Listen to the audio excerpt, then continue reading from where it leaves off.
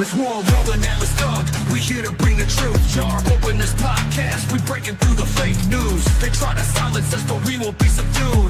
We're bearded alpha males here to save the youth. Spitting fire on the mic with the bass, Christian takes. Exposing the lies, keeping the demons at bay. We ain't afraid to speak up. We won't be swayed. Jar open this podcast where the truth is laid. Jar openers, cracking open the lies. We're rolling atlas thug. We're here to rise.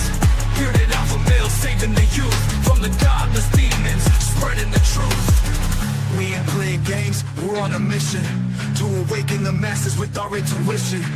Pulling out the corruption with no inhibition. Draw open this podcast, sparking a revolution. We're not afraid to stand tall in a world full of deceit. We're the voice of reason, bringing light to the street. Keeping it real, never missing a beat. Jar open this podcast where the truth meets the heat. Jar openers, cracking open the lies.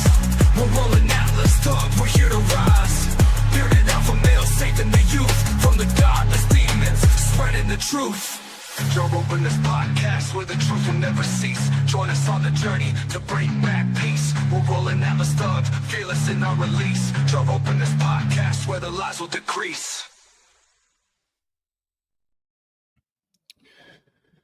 Howdy. What it is. What's up, Andrea? What's up, TNT? How you doing, just me? Glad to see you guys. Hopefully your weekend is going swimmingly. I don't actually use that phrase. I don't know why I said it right there, but nevertheless, I still hope your weekend has been going swimmingly. We got a lot of people in here already. Okay. I shouldn't mention swimming. My wife's gonna want me to put up the pool sooner than later, as the weather has been in the 90s this week. Yep. Sorry to rub it in if you're in a cold climate. What's up, Cassandra? No, I'm with the other half of the America's got storms happening nonstop. Since that initial weather, what would you call that? Amalgamation across all the Midwest and the Central America. Yeah. Crazy thunderstorms. It was like shaking my house last night. Dang, that's crazy. We could use a shower down here. It's been hot. I gotta go outside and water my bushes and stuff like that on the west side of the house. When the sun starts to set, it gets really hot over there. And without any rain, the bushes are going to need some water. I just thought of that.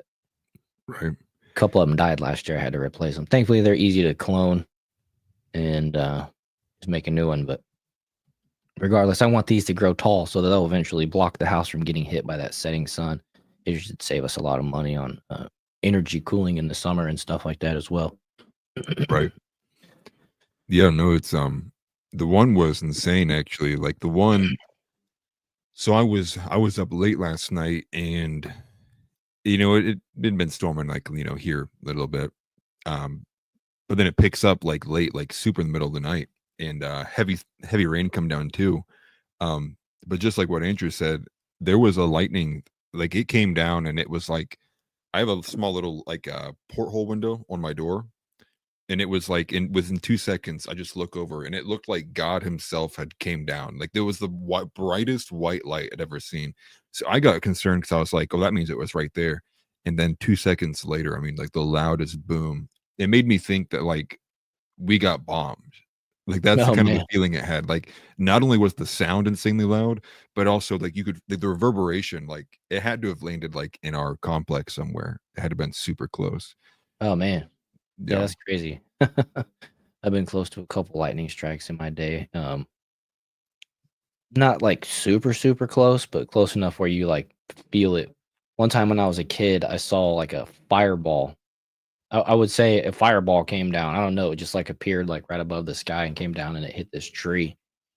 I was so young. All I remember was seeing fire. It was crazy. I don't know really what caused it, but it knocked a tree down. It was some kind of lightning strike. I've never seen anything like it ever since then. It was pretty wild. And then they call it what? It's like summer lightning. That lightning that goes like horizontally across the sky. Oh yeah. And there's like not enough water weight to go down. So it's like not raining, but it's still lightning. And so like you'll see the lightning just light like sideways. I seen a good bit of that when I was growing up. I haven't seen much lately, but it did that at the beginning of the night last night. Lightning's cool when you see it like grow kind of or whatever. Like you see the first part of it, and then like the next part of it, and then like the last part of it or whatever, and then it'll like the Yeah. whole thing will flicker a couple times. It's like, man, that was really cool. And you're trying to remember what it looked like in like the 1 second you could see it. Right. Yeah. I saw a funny post on Facebook today. Somebody was like, they're from Kansas City, and it's been pretty chilly. Last night it was all drizzly and cold, and I was watching the Royals game, and they just all looked miserable. Everybody there, they brought their dogs to the ballpark, which was cool, but everybody and their dogs were looking soaking wet and cold by the end of the game, the folks that stuck around. But I saw this Right. post today that somebody's like, I'm ready to go out today. I got my gloves, got my jacket, got my tank top, got my umbrella, got my flip-flops. They're basically saying they had everything from cold to hot Yeah. weather. For all seasons. Yeah. Yeah. It was It's been great. feeling bipolar. Yeah, for sure. It's I don't like it being in the 90s here already this early in the year. That has the makings for a super hot long summer, which I'm not looking forward to, but Right. thankfully I've got a lot of my outdoor work already taken care of before it got too hot. Should be able Well, to go off of what Tick said, finish. with the lightning strike, I didn't taste any air ionizing, but what was wild is made me realize that. Remember that when you'd said that, I felt it. Like I knew it was going to be close. It was like the weirdest thing. It was like I remember looking down at my legs because there's like, it's a dark room, just the TV's on the light on. I remember looking at my legs because I felt the hairs on my body like raise up. And it was like for like that 0.5 seconds, I was like, oh, it's coming. And then just it hits and it was super loud. But yeah, my leg hairs, dude, I could see them and I felt them. That was the weirdest thing. I could feel them all like at once. It was like a big balloon was being held over me, and your hairs kind of Oh, go up, crazy. static stuff. It was crazy feeling. I don't want to feel that again anytime soon though, because our house moved to a new place. It's not that big. So if any damage happens, we're not going to be in good shape. That's pretty funny. Angry Eddie, yes, you are first. Thanks for asking. Glad you're here. Good to see you, bud. It's been a while. Yeah. And what up, Chris? Saw you out there. Six. Good to see you, folks. Make sure you guys are hitting that like button. Make sure you're sharing this video with everybody. And with that, we got a big show. It's not like a big show, you know what I mean? But it's like got a lot of different topics. Got a lot of different topics to go It's through. a body over the positive show. over the last few days, there's been some noteworthy news, and we're just going to kind of touch on a few things. Maybe not stick on a topic so long, as long as we normally do. Sometimes one topic can go over an hour. But we got a bunch of them lined up, particularly the Yemen strike that happened yesterday, last night, this morning. I'm not sure when exactly it happened. I woke up to all the news, but I did sleep till like 10 today. I stayed up way too late. Yeah. Probably shouldn't admit that out loud, but it is what it is. But seeing a lot of people on a lot of fake news surrounding this, really, is pretty crazy. Seeing the propaganda accounts out here trying to claim what they're claiming about this strike, and we're going to dig into what both sides are saying on that. Another topic that mainstream media apparently won't really touch is the whole Austin Metcalf is the 17-year-old, I believe, is how old he was, football player, got stabbed to death at a track meet. We're going to talk about that a little bit. There's this new AI robot horse we'll talk about. I haven't actually seen that, I don't think.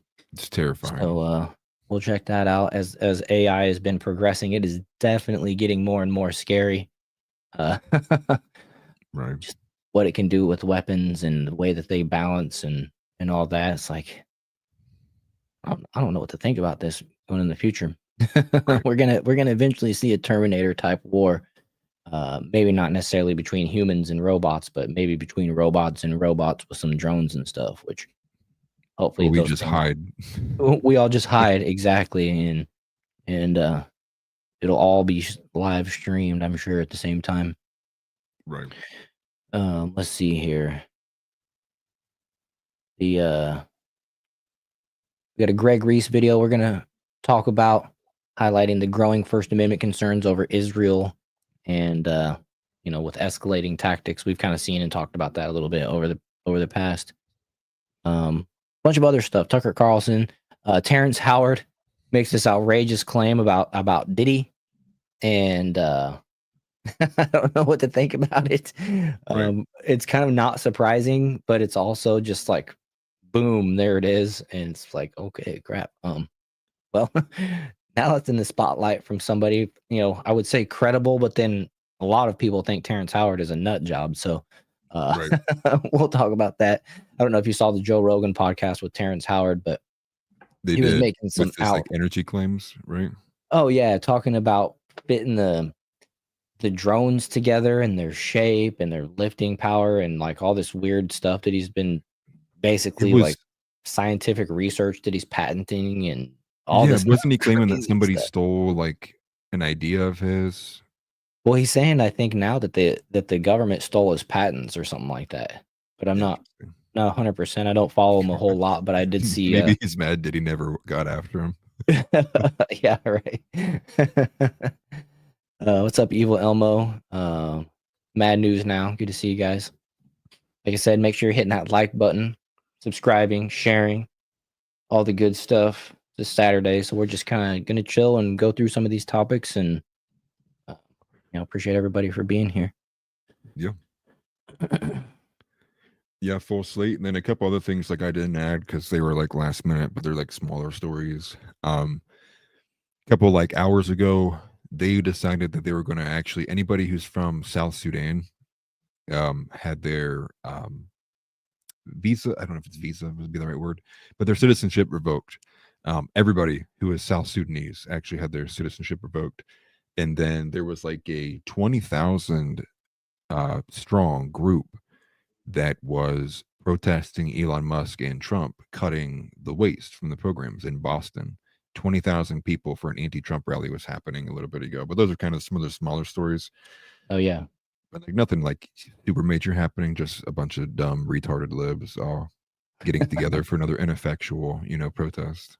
Right. Buddy of mine today lives in Kansas City, mentioned that he drove by a Tesla dealership and there's a bunch of people out there protesting as the warm weather has crept in. And like I said, Kansas City was still cool and drizzly. Like I just watched the Royals game and I think it was only in the 40s or 50s. So as the warmer weather creeps in, the protests are going to escalate, or more and more of them. And we're looking like we're on pace for maybe an unprecedented summer as far as all the nonsense coming out, reminiscent of the summer of love. Yeah, I can't wait for that to happen one more time, and it's gonna happen again. It's bound to with warmer weather.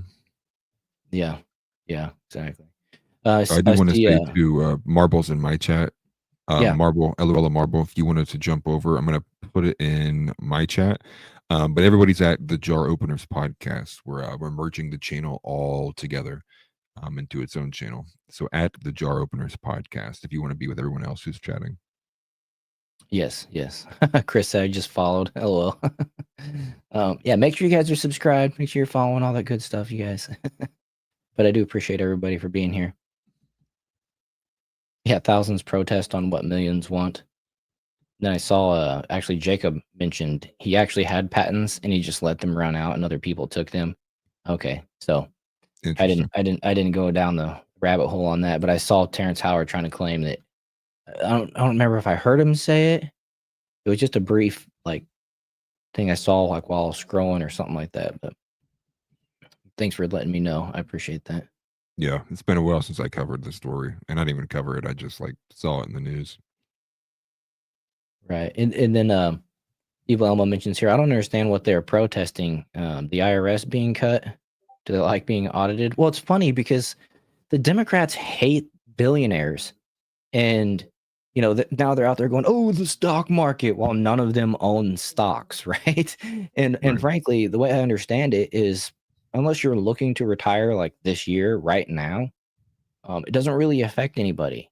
It doesn't affect, like, I think I saw 31% of the workforce has a 401k, and of that, the majority is like over 55 or 45 or something like that. Young people don't Right. care about what's happening in the stock market. They can't afford to get into stock market. They can't afford to buy a house. They can't afford to start a family. So it's just Right. funny because the Democrats out here crying, oh, the stock market. And it's like, hang on. You guys hate the billionaires, but who do you think is hurt the most by the stock market dropping? It's the richest among us. So, like, Right. it's just no pleasing these assholes. I'm sorry, but it's ridiculous. Right. Well, what's funny was I saw the clip from some random podcast, but it was like a younger girl, and they were asking her like how she feels about Trump doing all this stuff with the tariffs and like the stock market. And she's young, so I don't know how old she was to be exact. But she straight up, she's like, stock market. She's like, bro, like I can't even buy a fucking house. like it's not me that's being affected by the stock market, man. Like we're levels behind you.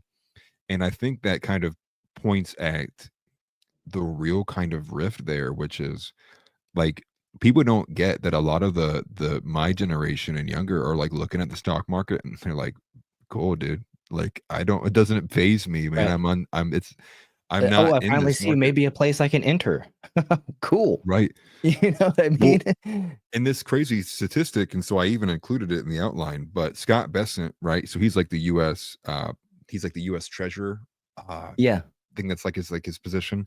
So he was with Tucker Carlson. And so he lays out that actually 88% of the stock market is owned by the top 1% or the top 12%, something like that. It's like the 88% of the stock market is owned by like the top of the top. And then the next 12% of the stock market is owned by the upper 50%. And then the bottom 50% of all Americans who aren't in the stock market are in debt. And so it's like the stock market is really only affecting those at the very, very, very, very top. So in fact, if you were a very anti billionaire, anti elite kind of individual, you would be happy with all this happening. You'd be cheering it on because in fact, like what this actually inevitably will do will cause a redistribution of wealth because it's forcing all these people at the top who are either like if you're an idiot you would sell out at these points, but it's going to force all these different kind of rechanges of business structure as well. So it's kind of a forced mechanism, although it will probably hurt people in the short term just based on kind of maybe minor costs and while people kind of figure out how they're going to rechange their organization for business structure, but it's going to force wealth redistribution. So it was a very kind of what's the right word, it was a very anti-elite kind of move to do what he did on Liberation Day, which was enforcing all of those tariffs, the effect it will have here. Right. Let's do I have that? Where is it at? I'm trying to find it here. Yeah, so it's under Liberation Day Tariffs at the very top, and it's literally the very top one. Oh, it is. Yeah. Okay, my bad. No, you good. I was thinking he's the other dude. The bald-headed dude that was out talking about this as well. Oh, you're thinking of Stephen Miller. Yeah. I was looking for that guy's face. Yeah, the bald dude. He's like the only one in this admin, I think, that was there the first time. Oh, I didn't know that. That's cool. But yeah, let's put that on screen here and let him talk here a little bit. No need to read it. He's probably going to say it himself. Right. Let me turn this volume up too as well. I'm not happy with what's going on in the market today, but the distribution of equities across households, the top 10% of Americans own 88% of equities, 88% of the stock market. The next 40% owns 12% of the stock market. The bottom 50 has debt. They have credit card bills, they rent their homes, they have auto loans, and we've got to give them some relief. That I was struck by the statistic from last year. That's the message right there. Just as a bystander, I'm like, wow, okay. All right. Or that I like the examples, and I was really struck by two different statistics last year. Summer of 2024, Americans took more European vacations than they had in history. Summer of 2024, more Americans were using food banks than they ever have in history. I went into 2 food banks near my hometown to ask, what's the story? And they said, it really takes, for a lot of people, it's a loss of dignity to walk in a food bank. Of course. But they were seeing a new phenomenon, that it wasn't their traditional clientele. It wasn't people who'd lost their homes. It wasn't people out on the street. These were working families who could no longer, $100 at the grocery store, that basket of groceries every week, they were missing 5, 6, 7 things, and they were coming to the food bank to top up. So that's not a great America. Record European vacation, record food banks. And no reason we can't keep the record European vacations going, but we got to take care of these other people. And you know what? That they don't want handouts. The Democrats had this strategy called compensate the loser. So first of all, the name of that strategy, I don't think the bottom 50% of Americans are losers. I think the system hasn't worked for them. I think that they are winners. It's just a bad system. So we are going to fix the system. And look, they want good jobs. They want their kids to do better than they do. They want to own a home. They want to pay down their debt. That this isn't hard. And I think that we can do this in the next 4 years. Would it have been really fun for me to come in and just keep issuing a lot of debt? And it's almost like a bodybuilder is taking steroids. Outside looks great. You're muscular. Inside, you're killing your vital organs. Yeah. That's what was going on here. But it would have been easy to keep pumping up the economy, borrowing a lot of money, creating a lot of government jobs. There was no controversy when we're doing all that. But you were going to end up in a calamity. If you go back and look, you look at the financial crisis in 07, 08, economy looked great right up until then. You go back and you look at the end of the dot-com bubble, and then the whole credit problem with the fraud at WorldCom, Enron, some other companies, economy looked great until it didn't. And I think one of the things that we won't get credit for, but that this administration will have done, is avoiding a financial calamity. And I'm all here for it. I'm all for it. Right. If we don't take care of this now, we will be the men who brought hard times, and those hard times will fall on our children and grandchildren. And we're running out of time to get this back on the right track. So this is what I voted for. Although, we're gonna have a little bit of growing pains coming up here, potentially, maybe not. What we've seen with Trump's tariffs in the past, Canada and Mexico on day one got on board. Canada bought themselves 30 days to negotiate, but what happened in the process? Our southern and northern borders became guarded by our fellow country, our neighboring countries. So it's winning for Trump. When Trump mentions the Gaza Strip, what happens? Egypt and all those other countries in the region all of a sudden start talking and trying to get something done before the United States and Israel just take the Gaza Strip and force the Palestinians to go somewhere else, which means their own countries, their neighboring countries. Right. And so they don't want that. So they're like, all right, we got to figure something out. And, of course, every time he does this, the liberals just have a heyday. And we've seen the meltdowns on X today in the wake of the strike in Yemen, which that all revolves around opening up the shipping lanes, because Yemen essentially is responsible, or these terrorist groups out of Yemen, for firing on American ships. And we just can't have that, right? We're the world police. We're not going to tolerate that. Plain and simple. Right. Well, I think my first thoughts kind of go to, anyone who knows me knows I kind of fall between being an accelerationist and a revolutionary, but ultimately I just see something like this and I'm like, good, right? As somebody who doesn't have anything in the stock market at all, maybe I do have a little crypto. But for someone who has I literally have no investment in this. And then you do see the figures that the entire stock market is basically just like essentially functions as like a gambling operation for all of the top elites who do have the ability to freely invest in it, at least at a meaningful rate.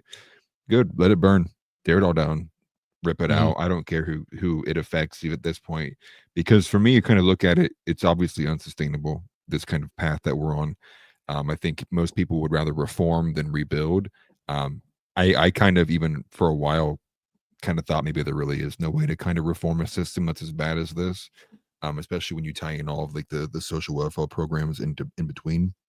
Right. But and you think of like Obama's early years too, like with the cash for clunkers as well as like large bank bailouts. Like it's long been a message that we're not going to hold these large major corporations ever accountable, because there's clearly this kind of convoluted interest in maintaining, or those individuals who are there to lobby for themselves and maintain this kind of like forever profitability or revenue churning. And so what it does on the back end is then they never have to truly kind of innovate. A lot of these companies, if they were kind of forced to be accountable for all of their poor financial decisions, you're forced in a position, well, you either go bankrupt or you find a way to actually innovate your business or change the model so that it's a meaningful model. But if you get bailed out, and then banks can even get bailed out for bad behavior, and then so much of the stock market's just inflated, or like had someone pointed out here earlier, like it's not even real money. A lot of it ends up being like estimations, and it's like it's all digital too. So overall, I'm just like, I'm glad. Like I'd be okay if it goes all the way down to zero, and the stock market, means absolutely nothing. Because ultimately, again, the idea is exactly what Scott Besson had said, which is like there is a large portion of people in this country who just want to get by living a kind of regular, just simple life, not Right. chasing the corporate ladder, would do just like a good job. But what we've essentially done is we've forced, if you want to have a job that you can own a home and have a family, it's like you have to chase that corporate ladder, and you have to have both people in the family, both parents in the home working, doing full-time endeavors.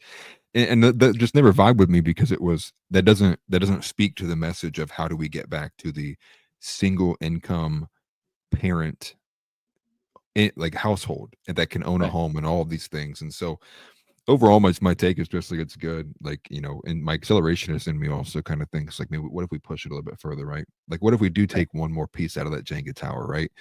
Because I would just like to see almost an entire rebuild of what we have as this system. And now ultimately, I think it would reflect negatively on Trump, right? If the whole economy just flipped out underneath them, and like this ended up being a poor plan in the long term, and we never could recover from the short term damage. Because say what happens if too many people can't pay their bills all at once. I think there's like a lot of situations like that could lead to some like conflict. But ultimately, if the end result is it fixes this American bust system, then I'll take it. And one Right. thing too I'd like to point out as well is like you have now the right wing and these Republicans being upfront and openly honest about the reality that is there is no middle class. The rich are getting richer and the poor are getting poorer. Right. So Scott Besson is basically just repeating what many kind of people whose base entry level into being a leftist is, which is there is some kind of orchestrated nefarious system that works against the average regular person, and the whole time it's an exploit of capitalism where you do see, and it's crony capitalism, and rather I think corporatocracy is maybe a better word to describe it. So many things are monopolized, but now the right wing's finally saying, yeah, you know what, the rich are getting richer and the poor are getting poorer. But it just kind of speaks to how the Republican messaging doesn't speak to the heart of people a lot of the time. And that's what the left does really well, right? They speak to people's heart with the emotional arguments. And it's like, why did it take us this long to just say these things out loud? Right? It'd be like, yeah, there is all of this kind of exploitation happening. And a lot of it is a result of like this free and fair marketplace, which is, we've not really truly kind of tied down or tightened the ship on capitalism, which is why I kind of still have a bit of like socialist tendencies when it does come to like the welfare of people and what government's responsibilities should be. Because I think you can't have a free and fair system that gets instituted into law some of these very, very poor practices and then get bailed out for doing them too. But overall, those are just kind of my takes on the situation. Yeah, it's great takes, honestly. I don't have a whole lot to add to that right now. So let's go ahead and play this next video that we got here. This is Vince Langman posting. Wait, is that the right one? Yeah. The tariff strategy is not that hard to figure out. America has been getting screwed by the world since World War II, and Trump is the first president with the cojones to do something about it.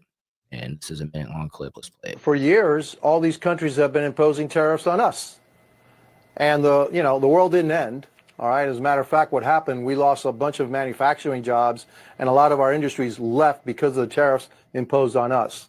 And so now there's going to be an adjustment. And yeah, people, it's a new world. It's a new way of dealing with the United States of America. We want a level playing field so that there can be really a global economy once everything is level.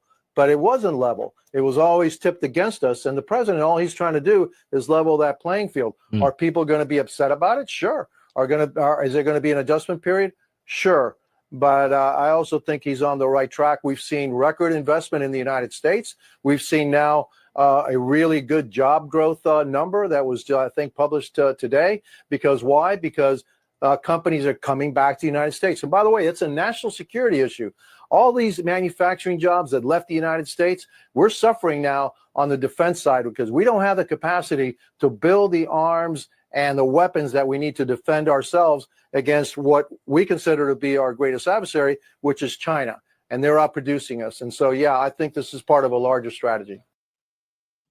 Yeah, and what gets me is the fact that so many people on the Democrat side are fighting so hard against the concept to not fighting so hard to not understand the concept behind tariffs. It's I get into this fight all the time with the same guy that I talk about all the time, and he turns it into fair trade, fair market, and I'm like, or free trade, free market, and it's just like, dude, how is it free market if they're tariffing us and we're not tariffing them? I saw a meme today, and it says the question no Democrat can answer is if tariffs are so bad for an economy, why do 170 countries have tariffs on U.S. products? Perhaps try using critical thinking skills instead of anti-Trump rhetoric. And that's just, lends to the concept that Trump derangement syndrome is a real thing and that these people have it.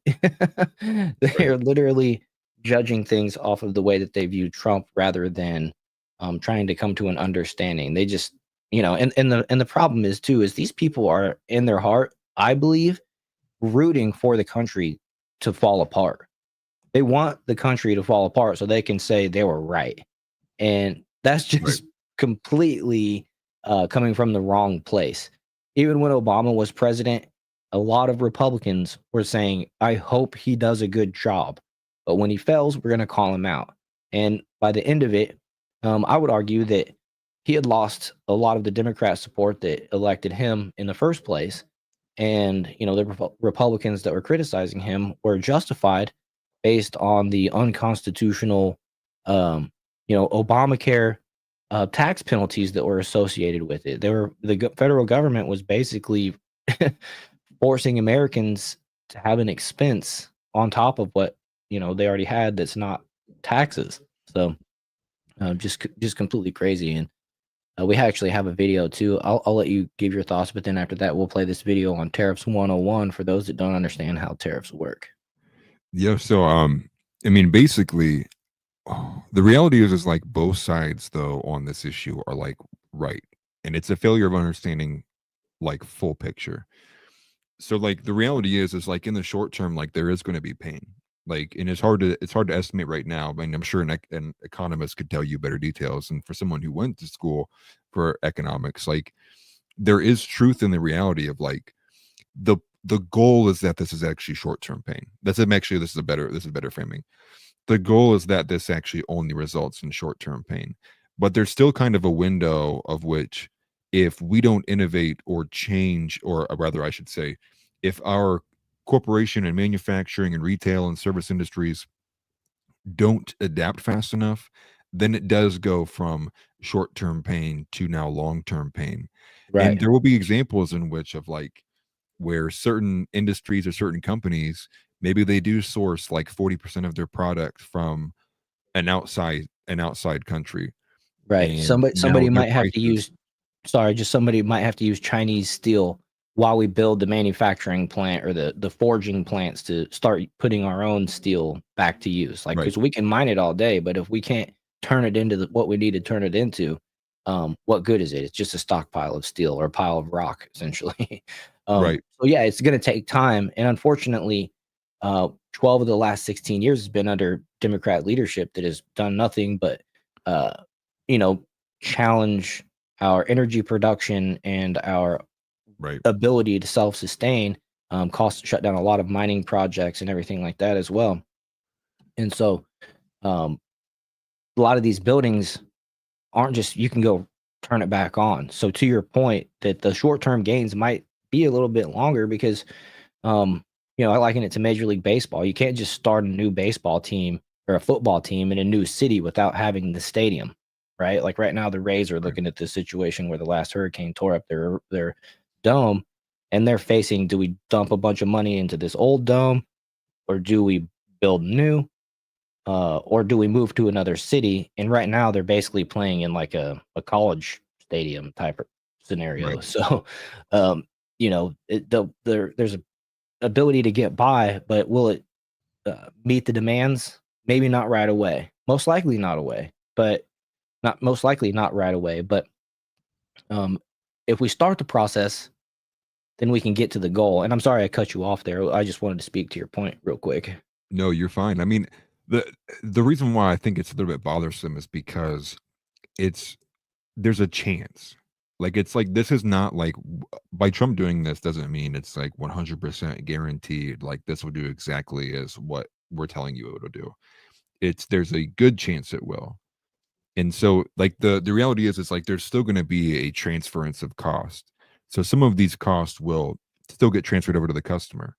So there may be, for the next foreseeable future, there may be certain items, and it's hard to think of like what specifically items that may be right now, depending on how and where companies source their materials to make their products. But there's still a chance, though, that like, and not even a chance, there will be an increase in certain kind of goods going forward, because Mhm. some companies who have been making those goods now have a 41% increase in cost to make said item that's going directly to the consumer. It'll be directly, you will see it in the cost, something that was maybe like you saw it with, like, I think it was like the Nintendo Switch is one that people have been pointing out recently. The Nintendo Switch 2, the new one coming out, was estimated that it would be coming to the US at $400 retail price. Now the estimate, and it's been delayed now coming to America, estimates are now that it'll be $650 a piece for them, which is like a pretty good price hike. Yeah. But that's also on like a luxury good too. So Right. there's all these Nobody needs things a like Nintendo Switch 2. Most everybody's got a Nintendo Switch 1 if you're right. in that realm. You know what I mean? Right. And so it'll just determine like how widespread many companies will struggle to figure out how to convert their kind of process and system to match what's going on now. Because the goal obviously is to make it so that it's easier for a company to go, I'm not going to go pay for Chinese, X, Y, and Z. I'll just pay for American X, Y, and Z because they're the same price. That was like the overall goal. And then in the long term, you protect like the American worker, and you make it so not every single company, when they look to source for whether materials or to house a manufacturing base, America's not like at the bottom of their list, because literally anywhere else they look, it's like, well, it'll be cheaper and you can take advantage of slave labor. And it's the reason why you get like that kind of that tariff map, because they're trying to map out what the tariff percent should be that can equalize America versus Vietnam, or America versus Cambodia, or America versus China, and all Mhm. those different things, all told. So I guess overall, it's still like eh, it's not like it's all completely stable. In the end, I trust this plan to work out. But Right. ultimately, I hesitate to say like, oh, it's a 100% going to work, or that possibly there may be some unintended consequences that happen down the line. I think overall, though, if the goal is you want to get manufacturing back in America and make us independent and isolationist country, energy independent, manufacturing independent, we would have had to have done this anyways. So it's just maybe a measure of like how rough are the growing pains going to be, and how long will they last, and what may change, permanently from these decisions that were made on Liberation Day. Yeah, certainly. Mad News Now says new jobs are up. And to add to that, these are real jobs. These aren't government jobs. These are legit jobs because the speculation moving forward of the future is manufacturing is coming back. We're already seeing the big plant. I think maybe Ford was going to open in Mexico, completely halted, like right at the beginning of Trump's regime or Trump's term. Maybe even beforehand, after he was elected, but before he actually was inaugurated, we saw that Ford changed direction on that. If it was Ford, I can't remember who it was. I know there was a big car production plant that was going to open in Mexico, and now that's all been backtracked. But it's funny. It's the Republican brings the jobs and manufacturing back, and the Democrats overregulate and overtax these companies to the point where it's beneficial for them to pack up and leave and go to, you name it country. Angry Yeti mentions that the thing about the left is that they choose to ignore that Trump is just implementing tariffs, isn't just implementing tariffs. He is also slashing unnecessary regulations and convincing foreign business leaders to invest in the United States. 100%. And even beyond that a little bit, he's convincing American business leaders to invest in the United States. The big AI project, right? I mean, that's a pretty big commitment by those guys that were running that up, which is scary considering the AI stuff we're going to look into. But Right. It's I even saw Tim Pool yesterday was breaking down how the future of AI is going to basically destroy OnlyFans. On the surface, you're like, yes, but then it's not like it's going away. It's just going to destroy the human interaction part of it from the female side, take all their jobs. Yeah. But that's just a side note. Earl's daughter says, I'm kind of like, duh, this is the economic pain. It's common sense. If I have to cut back on my spending to save, guess what? I have to suffer a little bit. Less steak and sweaters in the winter. Right. Exactly. You just there's ways to adjust where it doesn't hurt that much. And I think a big portion of America, Trump supporters particularly, are okay with it, are willing to suffer through it. And ironically, we're the people that have been working. We're not managing this and complaining from our parents' basement, like Mad News Now mentioned the Democrats eating up hot pockets, trying to change the world from their mama's basement. We're out here. We're the working people. We're the ones that are actually, the ones with families. And if we're willing to take the hit to our potential retirement, if it's even going to be there, it's like we're already looking down the barrel of Social Security not being there for us when it's our time anyways. So, I mean, what does retirement look like for folks like us? We don't know. And, today's stock market definitely doesn't reflect, in my opinion, doesn't have a whole lot of weight on what it's going to look like whenever that time actually even comes. Right. So let's see here. I want to get caught up in chat. Yeah, well, with Evo Elmo, that's one of the things. Like that last clip we just watched. Like he goes right to the whole the defense and how to make the military industrial complex stronger. And I'm like, I don't give a shit about how many bombs we can make. I care about things like what you had said, which is when during COVID we realized that it was well over 80% of all of our over-the-counter drug medications are made in China. Mm-hmm. It's really antibiotics, particularly. That's a big one, right? And it's isn't that supposed to be our arch enemy? And we overnight, if they decided to stop selling us medications, we'd probably have gigantic problems over here in the States, which I think is, for one, if you begin to question are they really our greatest adversary if that's the case? If they're willing to sell us medication that they know they have a monopoly almost over. But it's everything. And the main purpose really is to make it so American wages can mean something again too. right? And again, overall, it's the same with the minimum wage argument, but just kind of the inverse, right? So say if it costs, now it costs you $34 on average to buy a t-shirt when it was costing us 10. I mean, what does it matter then if you're making $85 an hour at Wendy's? Right. Now we might see some some actual kind of changing of the numbers. Now, whether we see kind of stagflation or we see kind of like deflationary measures. That's yet to be seen. It kind of just depends on all the responses of the market. There's so many variables in there, and it's like a long-term project too. So we'll kind of see how it falls out. But I mean, the end goal really is like, right. Like we want to be independent, and we want people's jobs to be not getting shipped overseas. Now, I Right. know somebody had also mentioned the regulatory things as well too. I mean, if we could even go the whole distance of like you could outlaw that companies are allowed to hire foreign labor.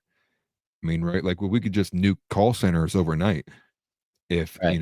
you make it so it's illegal for AT&T or Spectrum 1-800 customer service line to be directed to India or the Philippines.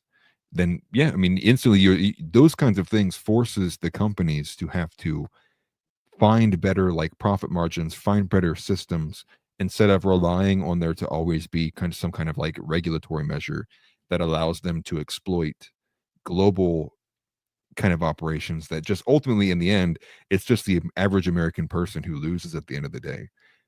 And so if we can kind of get rid of some of that and take that kind of weight off of people, we should be able to see some like good things for the country. It's just that there may be some people who it hits really really hard, and that's just going to be the unfortunate reality of doing it. Yeah. Yeah, definitely. So let's take a look at this video here of Tariffs 101 for those who don't understand how tariffs work. It's a minute and a half long, so we'll just let it rip. Haven't seen this yet. I'm hoping there's no music in the background. It's important to remember. No, there is. Okay, so, oh well, we'll just play it. It doesn't matter right now anyways. It's important to remember that tariffs aren't just tools for trade wars. They're a key part of economic independence.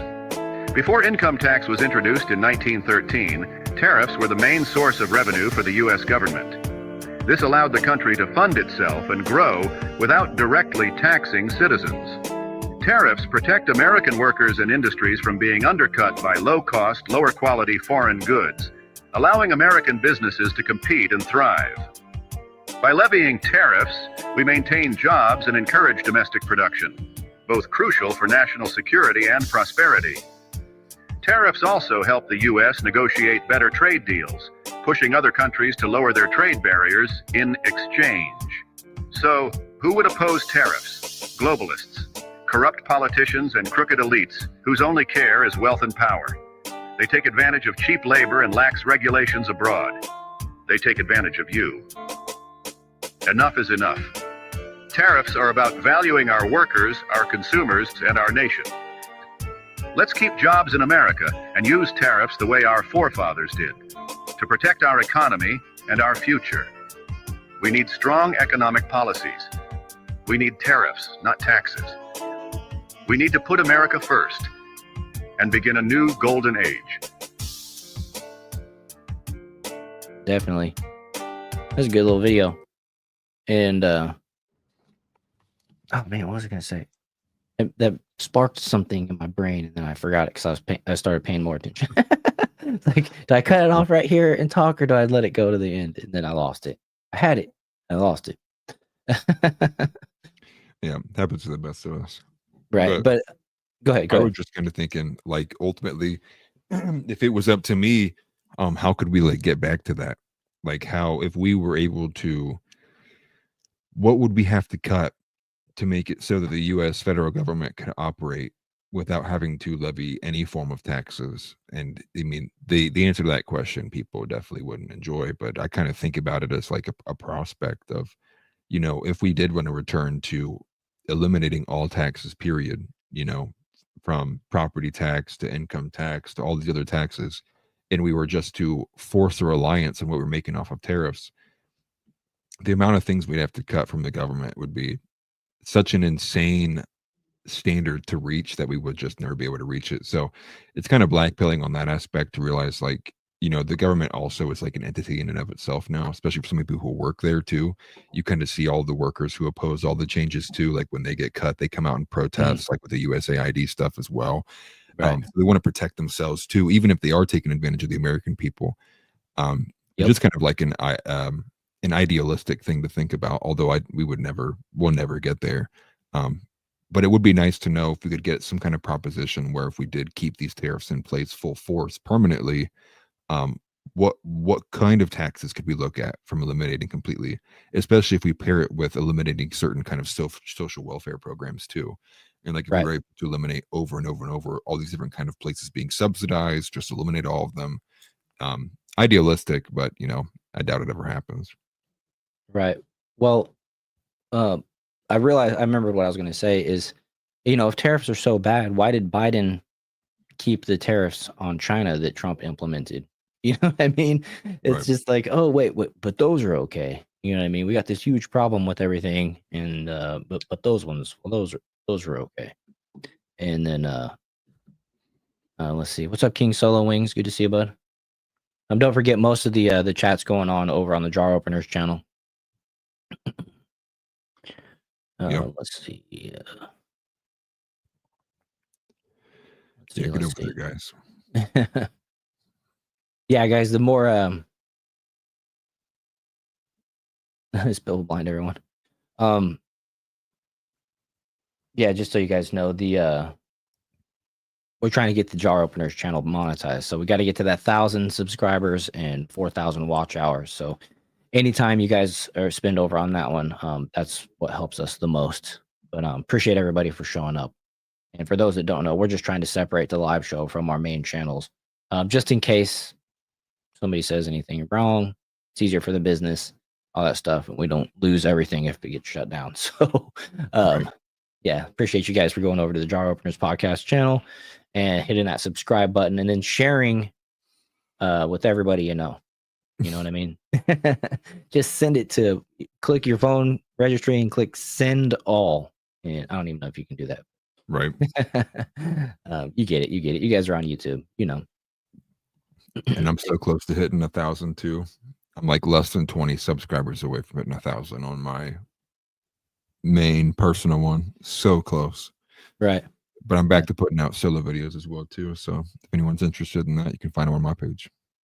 Yeah, I've been trying to watch them all and make sure if it comes across my feed, I make sure I click it because that's what helps the most with the algorithm is Right. not turning down the Matching. suggestion, not turning down the suggestion when YouTube sends it to you. Right. He said in your page is your link in the description there? At Atlas Thug. You should be. Maybe not my YouTube actually. Maybe it's just my X. Oh yeah, his YouTube is Atlas Thugged. Yep. At Atlas Thugged. Yeah, I'm at like 982, something like that. Let's see. That's awesome. That's actually pretty awesome. Right. Appreciate it. Yeah, thank you very much. Yeah, I made a video about which is kind of my wheelhouse, which is just being anti what's the word? Anti establishment, I'm not I guess I'm like at this point, I'm not fully like MAGA either. But I had another video where I like covered Dave Smith, talking about he's gonna apologize. Like he would immediately revoke all of his support for Donald Trump, if he gets us into war with Iran, which kind of ties into the topic we have after this, which is the Yemen strikes. And it's just funny because, you kind of gotta respect just the I hesitate to say cult, but just like the very pro-Trump people who are like just you can't say one thing about Trump before someone gets like super irritated. And it's just funny because we kind of all, we poke fun of the left for doing it. And then now it's just getting visible that like the right and the MAGA is doing it now too. And so it just kind of gets, it sucks for anybody who's not entirely aligned with one group or the other. And you try to find a nuance in some kind of argument, you're going to get like crazy amount of pushback. But I enjoy it though. And I kind of wish too, like, I wish we just would have a lot more, what's the right word? Debate from like leftists on here too. Like I wish we could actually find a better way to get like some Luke Beasley types and some Destiny types on here. Right. You got to kind of like go back and forth with too. Because people, I might sound like, especially on here when it's just me and Worrell, I probably sound like very anti-Trump, but you put me compared to a leftist, I'm a Nazi. So it's like, it's a tough spot to be in. That's pretty funny. Let's see here. So we got a couple more takes. This one is Ben Shapiro having a full-blown meltdown as he ramps up his attacks on Donald Trump.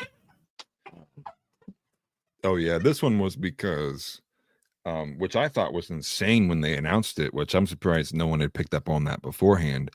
But apparently through the last few years, Israel has had tariffs on us.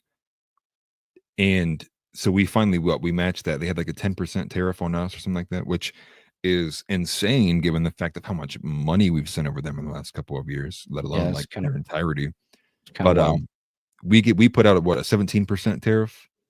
Yeah, it was a 17% tariff on Israel that Israel tried pulling theirs to 0 to pressure us to not putting one out at all on them. And we, to what I think was optimistic, was we held firm and said, no, we're going to tariff you guys 17%. Interesting. Yeah, this caused Ben to have a meltdown. Well, we know who his favorite country is, so let's go ahead and play it. Yesterday, Israel announced 0 tariffs on any American goods. The Trump he does seem like he's talking even faster than usual, so... Right, administration hit them with a 17% tariff anyway, claiming that they had a 33% tariff rate on American goods, which clearly is not true. Why? Because it turns out that we buy more stuff from the Israelis than the Israelis buy from us. Shocker. They're a smaller country. We're a giant market. Not a giant shock, as it turns out. So this is pretty crazy. I have friends, for example, who import product to the United States and then sell them. Why? Because they can't get the product in the United States. So, for example, I have a friend who's in the jewelry business. And this friend in the jewelry business imports products that are not capable of being manufactured or found in the United States from abroad. So it's not like there's import substitution you can just buy from an American. That's not how it works. This, by the way, this company is an American company. But do they wear the same hats that you do? Yeah, that determines my answer. All of his imports is like 35, 40%. Those prices will get passed directly on to the consumers if consumption goes down, if investment goes down, because investors are freaked out because they're getting whipsawed like nobody's business. Again, I was talking with investors pretty much all day yesterday, given what was going on. And the number one thing that I was hearing from major investors is, I don't know what the hell is going on. That was the number one thing, before and after. The amount of confusion, chaos in the markets, a feeling of complete dyspeptic ulcer-ridden kind of churn, that is very real, and that is not good for markets. Well, if there's uncertainty in the market, it should be fine. Nobody's going to sell if it's uncertainty. You know what I mean? That's when it gets even worse, is if it's like, oh crap, I gotta rush to sell my stock. If it's uncertainty, you're just going to hold on to it. It's not like indicative that you're going to just rush and sell your stock and feed the beast to the self-fulfilling prophecy. But Right. Yeah, Chris, you're right. Ben is scared because he's going to be out of a job soon. But what can you say? Yeah. Well, I mean, in all reality, though, like the assessment there is correct about, like, you know, it's going to be volatile. All those things are true, but it's like for the purpose of doing, like, we're doing what, Ben? Like, so he's again panicked over like the short term, you know, pains. But obviously, I think bias for specifically for who it's going to also affect too, which I think is just, it's a given, you know, just based on who Ben is. But that's also like the concern, though, right? The investment portion of it too, which is obviously everyone's going to just sit and wait. So it kind of is a push on the house of cards, if you will, to see what countries, or not what countries, what industries and corporations and companies are able to just, maybe they don't get affected, or figure out new ways to adapt, to figure out what's going on, to be investable worth companies.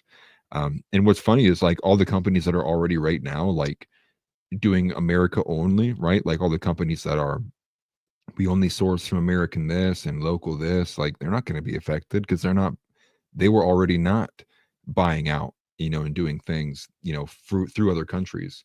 So that's what I'm saying. So like, if you get to like the point where you have this American t-shirt company, has always been maybe a little bit too pricey, right? It's like $28 for a t-shirt. You could just get one for $20 here.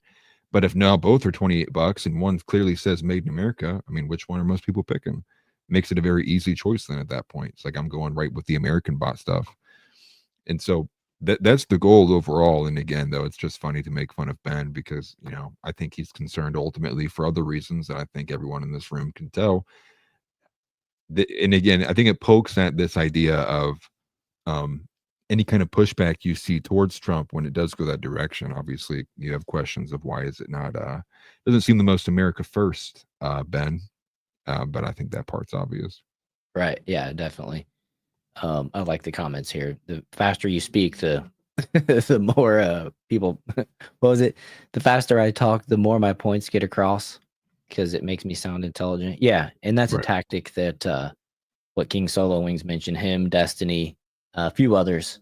They talk super fast and it makes them sound smart. And it gives people the opportunity to it's a debate tactic where if you have 30 seconds, for instance, and you can throw out like 10 different facts in this debate, your opponent is not going to be able to rebut the all 10 facts because you just can't explain something the same as fast. You know, well, he did this and he did this and he did that and when he's this and blah blah blah. Like they like to do. Right. You just can't explain it fast enough. So then your time runs out, and a few of those facts get left unchecked, inevitably every single time, especially the way they frame it. And it's unfortunate how I mean, it's unfortunate that people with that type of skill are so kind of skewed or whatever. But Right. And why even included like this 4chan post that I think it's from like Raw Egg Nationalist, which I actually don't like on an individual level, but the 4chan post was actually really good. And explained it really well, and I'm not even sure how old it is either. But I thought the post was actually pretty spot on, like just kind of explaining things. Now it might be a little hard to read that. I can at least read it off to you guys. It says Trump is trying to crash the stock market at least 20%, causing a flight in treasuries. This will cause the Fed to slash interest rates so we can refinance the debt to near 0% and cause a deflationary spiral, which will lower the cost of everything. And I'm going to cut in real quick and to that point, which was actually, it's funny that you said that because this was my next point, was that you know, Trump stated that, or maybe it was one of his representatives stated that the goal is to lower the interest rate. Oh, actually, yeah, my wife told me about it. She gets a weekly report from like the realtors, whatever, and the interest rate is apparently seeming like it's still going to go down. And what that'll do is that'll give young people an entry point, as well as if the stocks go down, it gives people an entry point to buy in. And with more people playing the game, inevitably, when it bounces back, it will have a bigger pool, of more full pool, right? You'll have more investors in all these stocks, and it'll be stronger in the future, right? If you block everybody out, nobody wants to buy a $600 Tesla stock, but if it's 200, you're going to get a lot more people in the pool, right? And then just Right. just a side note on that too, if these Democrats are so certain that everything that Trump is doing is going to continue to crash the stock market, why aren't they investing everything they have into shorting these particular stocks? Because if you short a stock and it drops, you make money. I'm not giving anybody financial advice, and I don't like that type of stock trading. You're basically rooting for a company to fail, and I don't like that concept. But it's like those people that are claiming that the refs are helping the Chiefs win every single game, but yet they don't just go and They bet their were. house. But if they were, if you're so certain about it, why didn't you bet your house that the Chiefs were going to win the next game? See, so there's like, it's easier to say it than it is to put your money in the game or whatever. And Right. so I just find that interesting. But continuing, he also intends to use tariffs as an incentive for companies to build in the United States to avoid having to pay them. The tariffs are the resulting global trade war. The tariffs and the resulting global trade war will also force American farmers to sell more of their goods in the United States due to regulatory trade measures by other countries, which will directly lower the price of groceries in the United States. More than 94% of all stocks is owned by just 8% of the U.S. population. Trump is literally taking money from the rich and giving it to the poor, which is hilarious to me. And to my earlier point that why are the Democrats hating this? I mean, this is right up a Democrat's alley. If anybody other than Trump was doing it. But anyways, Right. this is why Trump is playing a game of hokey pokey with tariffs. One day he has 25% tariffs on Mexico, the next he doesn't. This is to cause extreme volatility in the markets and the desperate need to demand to flee towards treasury bonds, which are much more stable, but offer much lower potential return. This is also why eggs are cheaper now than they were under Joe Biden. Right. And especially the big one being the food there. Especially since so much of a lot of the production here in America is like a lot of food-based stuff, a lot of farmland. Um, yeah, you get to the point where American farmers aren't even looking to sell things overseas, like we're not even exporting food or anything because it's just way too expensive and like not enough, return on investment to sell it overseas. I mean, that's great because then they're going to be forced to have to compete selling in the markets here in the States. And obviously, I think overall, if everything can go as exactly as that 4chan post said, like we'll be in good shape. And that's kind of the optimistic take is just hoping. I'm hoping as well too. Obviously, it's the big ask, right? Except it's more than just a big ask. It's like we're Right. doing the big ask. It's like there's no compromise here. It's like just going balls to the wall. Ultimately, though, I think if this does backfire in any kind of meaningful way, this will probably end up, outside of maybe the war with Iran that we're on the verge of, this would probably put Trump down in a really bad spot, looking back at like legacy stuff too.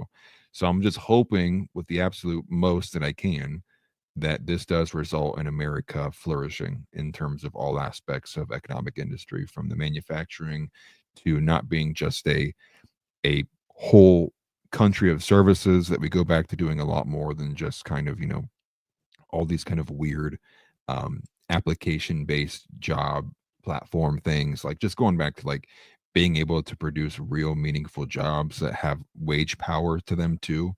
um, and making it so when people do look at jobs that they might not otherwise want to pick, whether it's like a custodian or something along those lines, that they'll still take them and be able to operate and live as a functioning adult in society that can purchase a home and can have children, and it'd be meaningful to have any kind of job in America, and there not be seemingly so many jobs that are just entirely dead end, that will net you almost nothing, no matter how many years you may spend there. Especially when you look at a lot of people who are kind of limited. And I saw a really sad video the other day of a guy who was asking Andrew Tate for advice, and he was like in his 30s. He's like a manager at a gas station. He's like, my life is literally going nowhere. He's like, I have nowhere else to go. I don't have enough money to buy secondary education. I'm a little too old for that at this point anyways. Like, and you see stuff and it's pretty sad because, 40 years ago, the gas station manager probably would have been able to buy a home. Wouldn't have been as easy as the guy who was running the accountant, for some other kind of like big company, but he still would have been able to. And nowadays, so many people are just like entirely cut off, that it leads to other like downstream negative effects too. Because if the sentiment for the average young person is that it doesn't matter how hard you work, it's like you have a very small chance of ever being able to own a home and have a family and do all these things that were everyone else previously in previous generations could do. And then it leads to this kind of what we see as very self-destructive behavior. You get a lot of kids who would do drugs and overdose and end up in activities that are like not conducive to a productive society, because they just are entrenched with all of what they hear and absorbing and they're experiencing, that they're like, well, what the heck is the point, man? Like, why live for anything that like long term? And that's what we have in this country, a lot of young people who are living just for very short-term things. They can't see very far because the future is very bleak, and at least, it still is right now. But hopefully with this, we can begin to change that and reshape that and kind of change the mindset of the average young person and like what they can look forward to. And that way it's not like a joke when like, I see someone my age and I'm like, hey man, like can't wait to die in my apartment building, that I'll never be able to own a home. Like that way it's like less of a joke because it's become so normalized that like young people just have no hope and no future. Same way it's kind of normalized that Social Security is not going to be there for people, because it just feels like this impending doom, like all these things that will just blow up by the time we get old enough. And I think that will kind of shape a lot better outcomes and a lot better outlook for a lot of young people who are, looking at this from 18 years old and trying to imagine themselves when they're 40. Just Me says, truth be told, people can still buy homes today, but they might not be as big and beautiful as they would hope, but they could buy one. Continued and said, I'm currently in the process of selling a home to 2 people who are on Social Security income. I also just sold a home to a girl who is 22 years old, her first year in the Navy. If they can do it, so can you. Yeah, I mean, it's not that nobody under 30 can buy a house. Can't buy a house. It's just not as easy as it used to be, and nowadays it pretty much requires 2 incomes. You know, the husband and wife to be working, and it's just not as easy for a lot of folks, especially if they're starting off from a renting position, because rent is technically it's more than a mortgage payment usually. Not Right. every time, but it's still yeah. Meanwhile, legals get everything free. That's right, King Solo Wings. That's some messed up junk. But it's just harder. People can't save for the down payment. There's ways to work around it and everything like that, but not everybody knows. Not everybody gets a good realtor. Not everybody knows that it's actually easier for them to get into buying a house than it really is, or whatever, because maybe government grants or first-time home buyer benefits. I know the first time I bought a house, there was a grant that basically paid my down payment for me, so I was able to switch from renting an apartment to having a home, basically just by making the payments. It didn't cost me a whole lot, like, out of pocket. So I mean, there's definitely scenarios. That was 20 years ago, but how long was that ago? I guess it was, yeah, probably about 22 years ago. So a little bit different scenario, a little bit different scenario now, but Yeah. Well, I guess the one thing is I would actually like, what's the right way to TNT say says he's building an emu coop. Life is weird in 2025. That's Them funny. big emu eggs, emu, lemu. Yeah, Liberty Mutual, Liberty. Well, the reality is like I think if you ask anybody, right, there's like a housing bubble. And so what I think would probably be better advice for someone who's 22 years old, who she may have bought like $150,000 home or $200,000 home using her sign up bonus with joining the Navy. Mhm. What happens then, however, though, if she buys a $150,000 home, because that's like as much as she could afford, she wanted to have a home. But really, if you look at its kind of real value, you look at like at a 10-year look back, maybe it's only worth $80,000. Mhm. Now, then what happens to this individual if like in 2 years the housing market does collapse and now they say her house is only worth $80,000? Mhm. Well, now she's kind of signed into a product where she's paying for the 150, has the mortgage and the contract for that.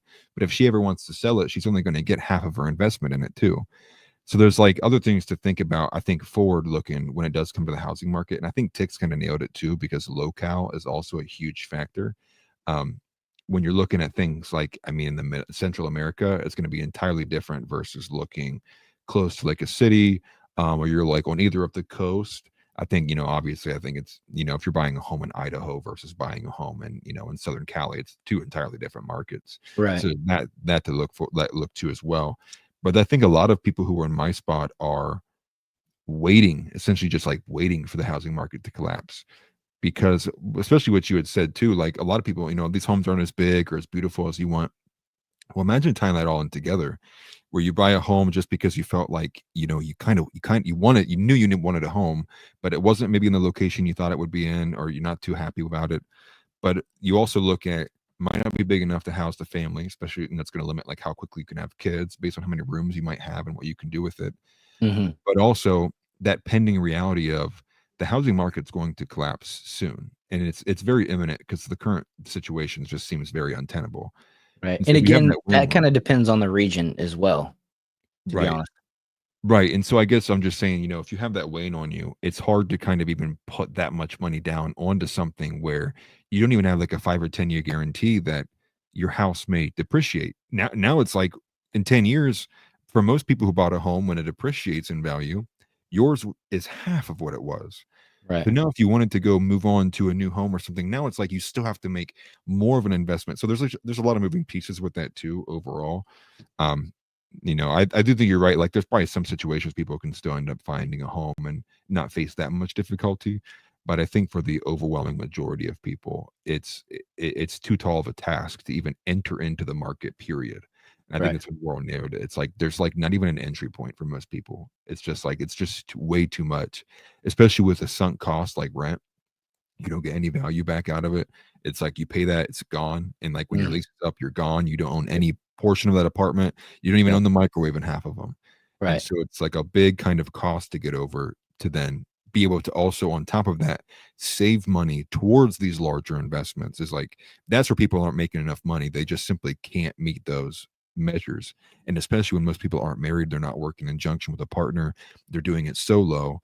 And if you're only making, $15 an hour at Walmart, I mean, like that's people aren't even looking at that. It's like that's way too far away. Especially if you have, if I have to save, only like $50 a month for the next 49 years. It's like they don't have my home when I'm 74 years old. It's like, what's the point then? No one's, people aren't going to make investments that are that long ahead and might not even be there. It's just an unfortunate situation. Right. Would be nice if I know some of the states have already tried to do it. DeSantis is talking about it, but removing personal property tax for people once they pay off their houses. That's pretty awesome. That'd be an awesome thing. Yeah.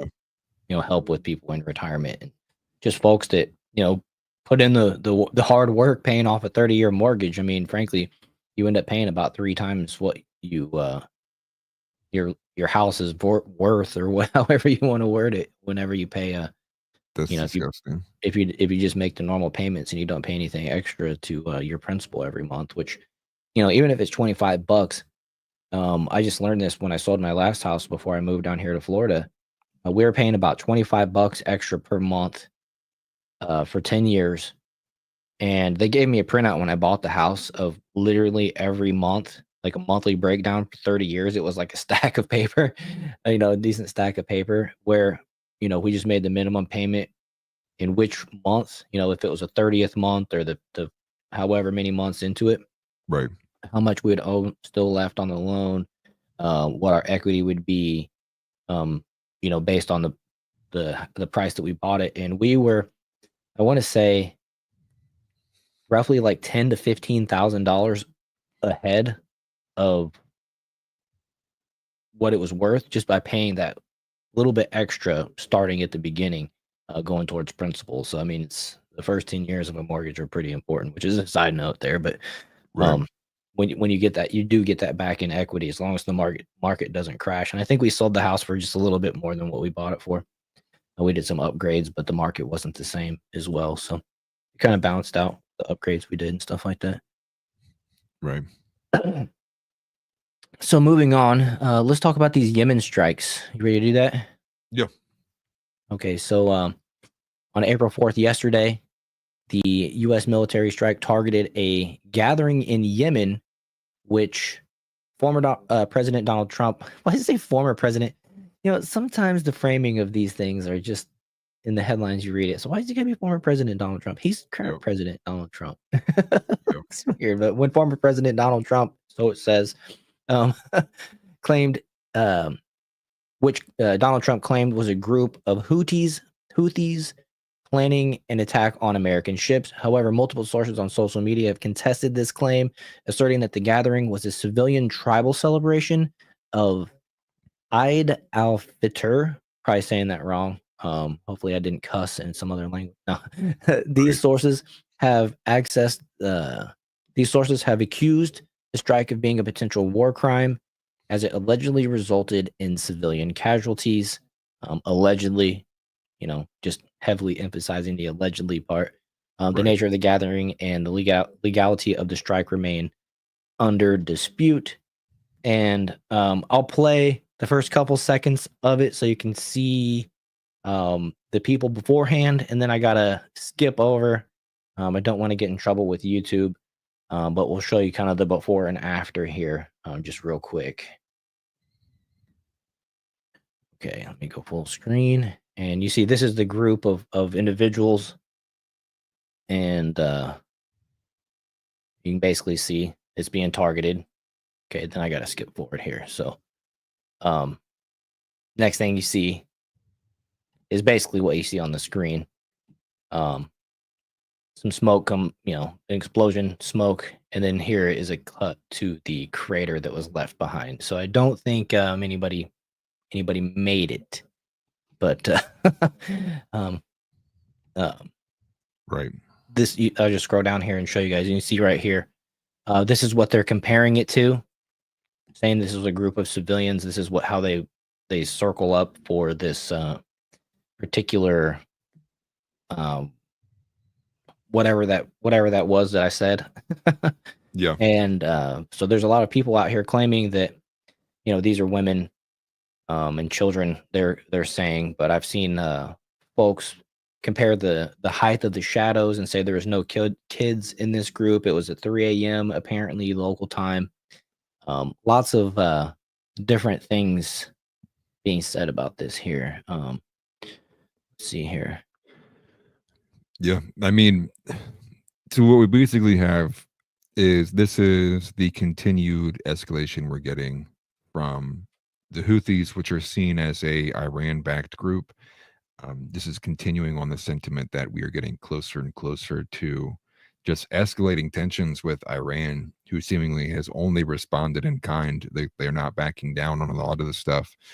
Even at the Yemen military had responded to Donald Trump's post on X, saying they will retaliate. They will retaliate to this. They said, there's something else that they said. I can't remember now when I read the response. But I'll just start with this. I don't trust the government. I never will trust the government to take that with that bias in mind. It doesn't matter if Trump's in charge or Biden's in charge or hey, one of my guys is in charge. It's just in nature with me. I think trusting the government is one of the first things that you can do if you want to just get, fucked over. I would never trust the government, even if my life depended on it. I would always take option B, right? I think the government overall, to ask me to trust the government's a tall task. What I disagree and what I don't like about this is in no way, shape, or form am I going to cheer on any ounce of military action overseas. I don't. And I already disagree heavily with the idea that we're protecting shipping lanes. I think we already had a good, I can't remember who had presented that, but they presented the breakdown of who would actually benefit and what corporations would benefit from those shipping lanes. None of them were America.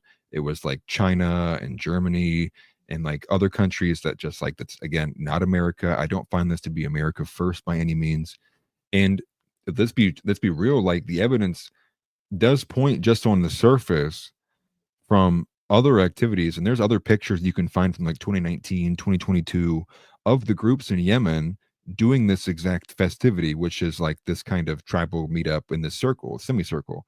There's photos you can find all over the internet that show that these are regular kind of tribal activities. And that's exactly what it looks like on the drone picture on that heat map. Now, I have to kind of, just like how you'd have to believe Obama when he bomb strikes people, just like you'd have to believe Biden when he bomb strikes people, just like you'd have to believe I just don't know what to think of this overall. But I do think the overall sentiment, and I'm not going to say whether it was a war crime or it wasn't a war crime. There's not enough evidence that points to either of those right now. It's just a matter of trust. We'll see as the day goes on, what other evidence might come up about this. Overall, though, I don't find this to be America first. I think this is going to continually lead us down the path of provoking Iran, fighting a war that again is not in our interest. I think this goes back to the whole the nuclear program and the advancement of the nuclear program. I'm sorry, it's just Iran's been working towards a nuke program since I was a baby, since before I was even born. I think we've been getting people saying Iran's been working on a nuclear program. I just don't see, and this is my thing too. I am no fan of the American empire. So I always imagine myself as if I wasn't born in America, if I wasn't born with the blessing that it was to be born as an American citizen. And if I was in another country and that country has nukes and is telling my country hey, you can't have nukes, I'm going WTF. What do you mean? You're if, especially because it's if we're a sovereign country, we're going to let another country tell us what we can do. I don't enjoy the world policing aspect from the American people or from the American government. And that's what I take this as. I take this as a way to kind of not even lightly. I mean, we're doing it very overtly to stay involved in the Middle East. And I think this poorly reflects on the very anti-war sentiment that we had from Donald Trump. I don't foresee why we'd be doing this. We do have data on who this would help. Even if we do give credibility to the argument that it's for shipping lanes, it definitely isn't helping us. It's China and it's like AER, Varderbrosk companies that we saw get broke down who use that shipping lane more often than not. But the secondary point with that too, from Donald Trump's actual tweet himself, you can find him saying that the Houthis will never sink a U.S. ship again, which if you take that as truth, then that is the first confirmation we've ever gotten that the Houthis actually did strike a U.S. ship and sink it, which, funny enough, even Phil Labonte caught, and he quoted that because he was like, wait a minute, the Houthis sunk a U.S. ship? Like, that's news to me. Right. But then Colin Rugg reported that it wasn't a ship that we had sunk, it was a drone they had struck out of the air. So now there's like, now we already have conflicting reporting from like what even led to this happen in the first place. So I just say all that with a grain of salt too. And as a Christian, and no part of me ever wants to see other people and other civilians of other countries get blown to pieces, especially when you do have claims from other countries saying like, hey, there were kids there were children there were, women were there. It's too much of a tall task to ask me to trust the government wholeheartedly and say there was no civilians there. And I'm not going to cheer on war efforts. I would always advocate for what makes it not go to war. And especially too, not to say like to ask there would never ever be war ever. That's a retarded concept. There will always be war and conflict and violence. But when it has nothing to do with America, I then ask the question, why are we there? Especially when it involves like you're probably going to get American blood over there. You're going to get boots on the ground. It's like it's going to inevitably lead to further and more high level conflict, which will involve Americans being in another foreign country. For what purpose and for our interest, I cannot understand for the life of me. And that's kind of my overall take with that whole situation. Yeah, I definitely agree with your take there. Sorry, I was reading chat here. No, you're good. Sorry. Okay. I think Corey might be a little bit behind live. Let's see. Interesting. Yeah, he commented on investing in the stock market. I think he might be a little behind live, but appreciate you for being here there. Threw me off from what you were saying. But yeah, that's a good point that you brought up that Phil Labonte made. America had a boat sink. Maybe they were firing at one of our boats.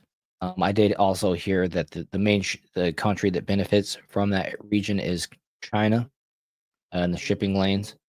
Not to say that we don't use those shipping lanes and possibly have been receiving fire, or whatever. Maybe they hit one of our boats. I probably pretty hard to sink one of our military,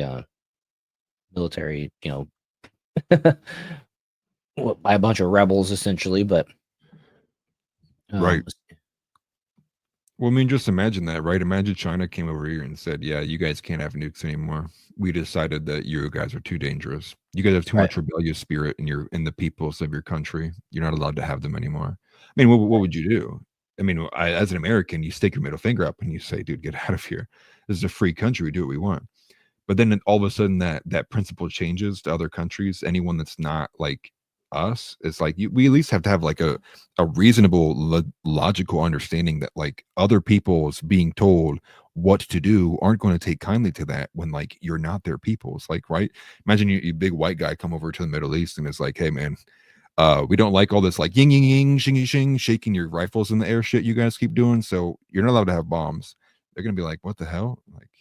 Like what do you mean? Like, who are you? And that's kind of like how I feel. Ultimately, there moral judgments you can make and say, yeah, maybe these people are like not doing the right thing, or their religion's bad, or their culture sucks. Like, yeah, that's totally true. But I want us to not be the police of the world. I mean, look at where that got us with trade, obviously in trade deficits with all these other countries, and look at where it gets us with military funding, with the UN and the EU and every other country we give money to. We always give out more than we take in. And like it's not our responsibility. And at the end of the day, like who does that help here in the States, right? We've killed a bunch of Houthis. even if you take that word of true, it helps like not, Joe down the street, like didn't help Right. him at all, bro. It didn't make his commute to work any easier. And that's just kind of like where I stick, this lack of morality. And I agree with Eva Elmo, like people have to decide, like, are we going to be the world police or not? And if we are not, we have to pull back this kind of ballsy positioning we take where we get to be the authority on everyone else. I just don't agree with it. Yeah. House Leotardo says, quote, the nation which indulges toward another on habitual hatred or an habitual fondness is in some degree a slave. George Washington. I like that.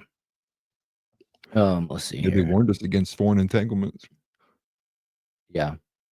The thing about being the world police is I think it's mostly to protect the dollar, the US dollar. They wanted to make sure they could get have oil be bought and sold in US currency, essentially with the petrodollar. And that's kind of protecting our money, the value of our money. I know when BRICS started selling, or not BRICS started selling, but they convinced, I think it was Saudi Arabia, to start accepting, was it the Japanese, or not the Japanese, the Chinese yuan, or was it Russian rubles or whatever it was? I remember they went off the US petrodollar for a little bit there under Biden, which I think Trump reined back in, to be honest, but I'm not 100% sure. But that was kind of an example of how BRICS is a threat to the United States and how they could leverage against us. And so I kind of understand like the whole world police protect our money. If our money collapses on the scale of, in the world market, then it's bad for individuals, even worse off. But I don't believe that we should be. It's hard to say. It's really hard to say because that fact still remains. But at the current time being, I would like to see deportations ramped up 100x. You know what I mean? So we got a lot to take care of here in house. If we can get interest rates to drop, if we can bring back manufacturing, we can bring in legit jobs that are here to stay. Bring back some of the pharmaceutical production, even microchips that we rely on. We'll have plenty of jobs. Those jobs will pay well enough, and even if overall products end up costing more, people will have plenty of money to, live within that market.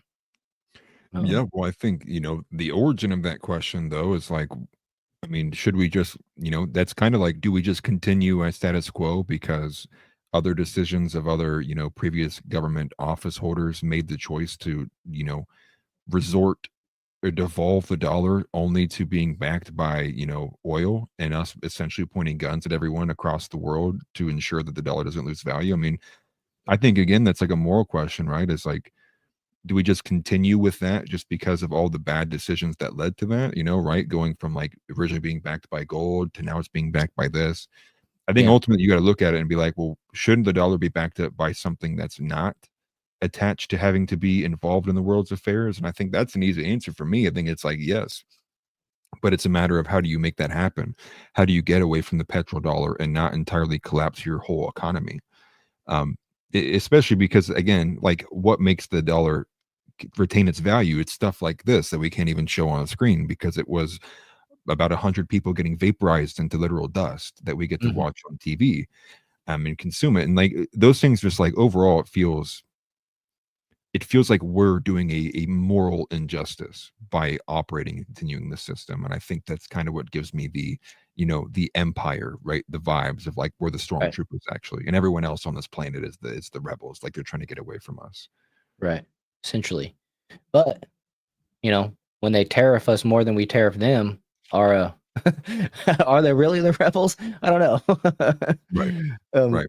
It's not an easy path forward, that's for sure.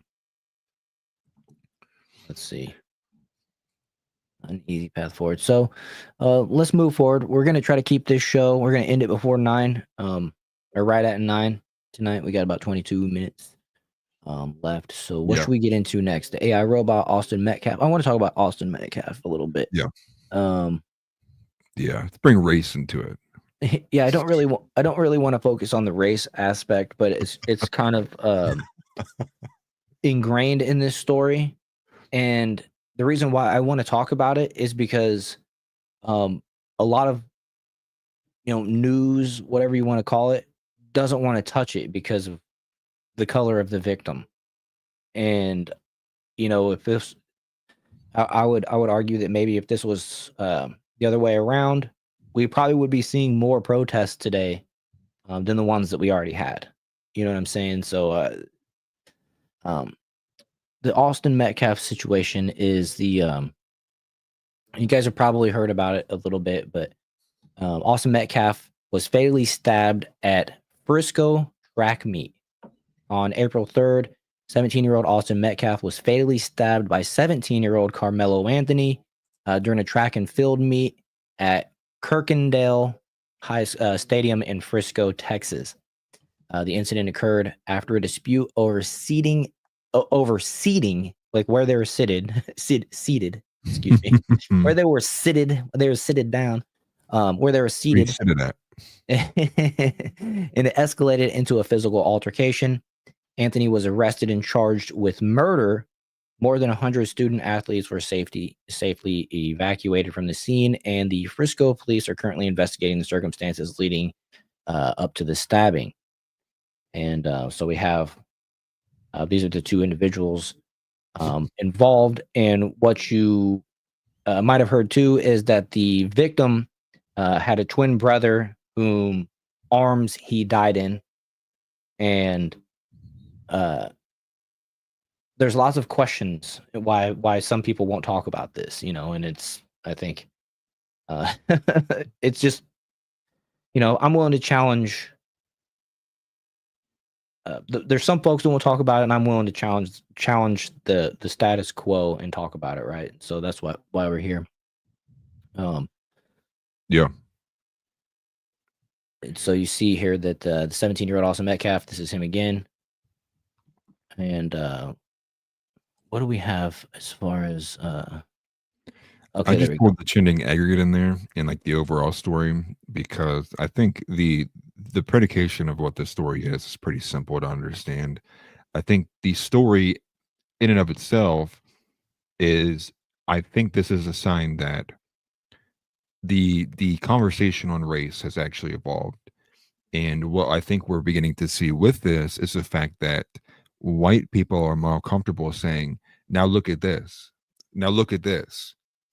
Because for so long, we have been inundated with any time and a black individual is anything were to be killed or harmed by a white person, it does make national news.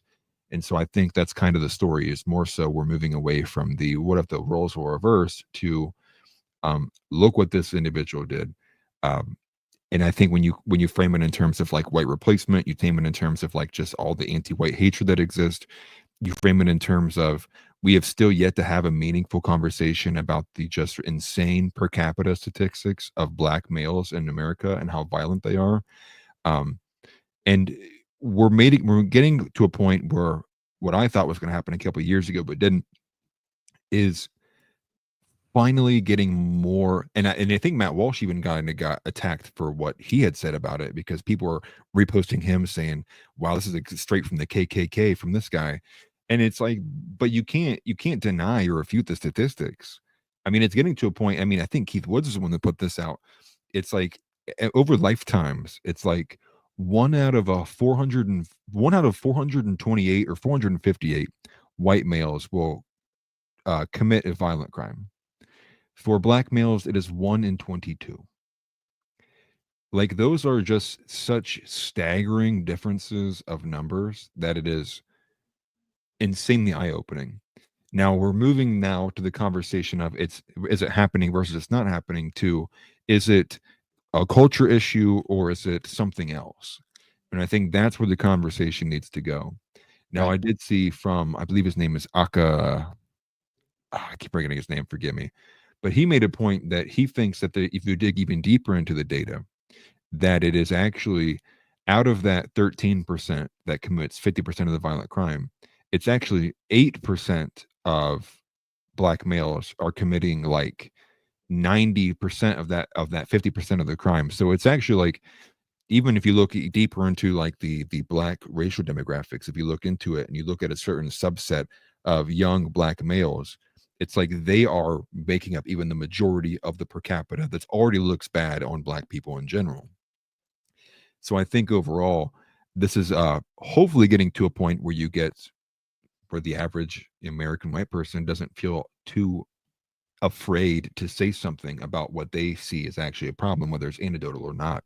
And that's what spurred a lot more conversation, is the fact that within like 8 hours, the father was on TV saying, oh, he forgives the guy who killed his son. Like, oh, nobody go after this guy. And it's like, are you serious? And I think even who pointed this out? I mean, I'm forgetting everybody today. Somebody pointed out that when Will Kane interviewed the mother and the twin brother shortly thereafter, there was actually a third person in the room that wasn't the father. And people are concerned that there was some kind of advocacy group immediately was on the scene with them, kind of, PRing the situation Direct. to tell them, like, say these things, don't say these things, otherwise they'll burn your house down for being racist type stuff. And it's like, that's insane to have, like, there's some kind of, news group or PR group will come immediately to make sure that you don't seem Right. racist enough on TV, even after your own son was stabbed at a track meet because he told a kid to move. I mean, Right. this goes to a question of, like, the bigger question is, why is there a problem? Now, we know there's a problem. So why is there a problem for young black males that they are so increasingly willing to commit violence, in particular, and not only just on white people, but on themselves as well, with the black on black crime statistics too. Right. So what is causing that problem, right? Now, you will get arguments from the culture side, which I think Jason Whitlock goes after, which is like he thinks there's just a built up culture over like guns and things of that nature. But then you also get the people who think it's biological. They think there's something determined just in there, just in the genetics, that causes these predispositions. At this point, I don't even care what it is. I just care that it stops happening, and we get media groups stop caring or trying to frame it as if it's not happening. We get to the point that we have the conversation that it's happening. White people are a minority in the globe. We move the conversation down the line, and then we can get solutions instead of worrying about who got offended the most. And because we're talking about race, like, get past that. Let's find solutions so what, poor white 17-year-olds aren't getting stabbed at track meets. Right. Over things that, teenage boys bicker over. You're in my seat. That's that's not a new one, right? But let's Right. play this. I haven't seen this from Whitlock, but I like when he talks about this type of stuff. So have you seen this? Do you care if we play it? What do you think? Yeah, go for it. I like Whitlock. Okay, cool. We're gonna play this. Will anybody in the sports media world talk about this? Will any of the Cowboys treat Austin Metcalf the way the Cowboys treated George Floyd, taking a knee all over the place? What's more of a tragedy? George Floyd overdosing on fentanyl under the knee of Derek Chauvin, or this 17-year-old boy, honor roll student, devout Christian, stabbed in the heart at a track meet?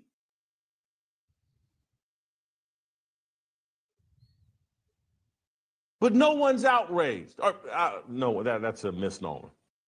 People are outraged. But these idolatrous, or these idols that have been installed in our culture, let's see if they have a word to say about this. I don't think they will,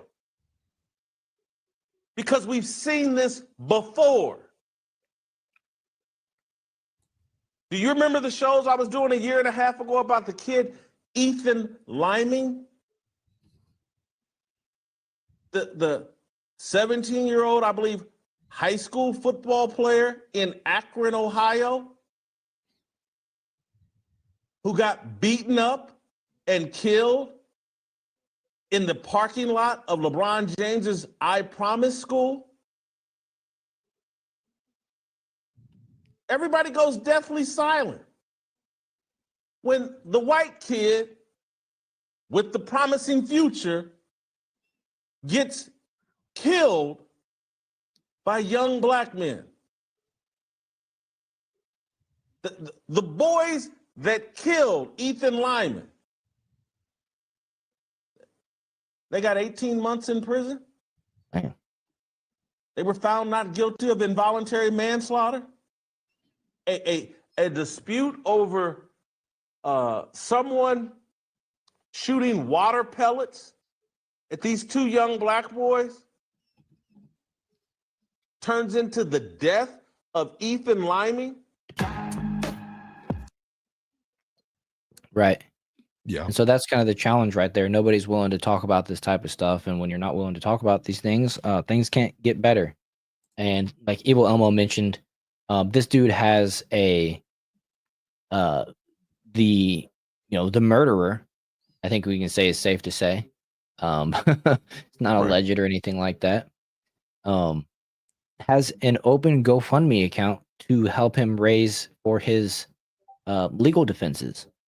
But if you remember, GoFundMe shut down Kyle Rittenhouse's, account fundraiser over that scenario when the situations are somewhat similar. I mean, one person, Kyle was actually, defending himself, and this other guy wasn't defending himself. He just chose violence that day over a chair, and so I guess they're really not similar. But the fact remains, Kyle Rittenhouse's GoFundMe account was taken down. Yeah. As the victim. I mean, in my opinion, he was the victim. He was defending himself. Attackers are not ever a victim. And when somebody's running away, you're obviously being chased. So the big difference is, the race of these two individuals. And, another reason why not to use GoFundMe ever, for sure. He's already got a boner for Luigi. And, speaking of which, I think GoFundMe left the Luigi fundraiser up as well. I could be wrong about that, but I'm pretty sure I heard it was still up. See here, yeah, I'm sure Bill Burr will champion Carmelo Anthony. And what a shame that that's the kid's name. It's no association with the basketball player. The basketball star. I know. I was getting confused when I kept hearing it. I'm like, dude, what? And then I saw it's like with a K instead of a C, and I'm like, oh, dude, that really does suck for the NBA star who's like, didn't kill anybody. Right. But I'm not sure how familiar you are with Chris Langan. I'm not familiar. So he's like the guy who, he has the title like the smartest man in the world. He like scored this insane score on the IQ card. The guy's insane. Like, I mean, it's like you just listen to him talk. It's like, oh, that guy's like very articulate. He actually replied to End Wokeness, and I actually went ahead and I put it on the floor if you wanted to put it on the screen. He has an actually like 10,000 IQ brain take on this, and I gotta say it's very, very, very strong. Now I'm gonna make it a little bit bigger so we can see this here. Make it slide it a little bit more. There we go. And then there we go. This is Chris Langan. It's a bit long, but I'll try to speak through it really quickly. Now he's responding to, again, this actual story here from End Wokeness, which is say his name. Now, Chris Langan says, now some may take consolation from the fact that the perpetrator was identified and the wheels of justice set in motion. However, this will arguably involve two grave miscarriages of justice. Now, the first, he says, is that the underclass perpetrator will in all likelihood be given every consideration in view of his status as a member of an abused minority. Yet, people of his ethnicity, Carmelo Anthony, are actually heavily advantaged from birth by various affirmative action / DEI policies. And he is actually a member of a large, costly, mostly unproductive, fast-breeding majority responsible for a vastly disproportionate percentage of violent crime. This situation is morally asymmetrical and therefore unjust, especially as it is based on the absurd presumption that whites are responsible for every problem of every non-white on earth, which he has in parentheses, a piece of idiocy that only a criminal idiot would possibly believe. And then secondly, the victim, which would be, what's his name? Austin Metcalf. Yeah, Austin Metcalf. And a valued member in good standing of an endangered minority whose members are presently subject to mass genocide by the overclass criminals responsible for not only the problems just described, but for mass genocide itself. i.e. for white genocide / population replacement, by means of weaponized third world migration to all and only white nations as confirmed by crime statistics, a mountain of census data, and other lopsided demographic information.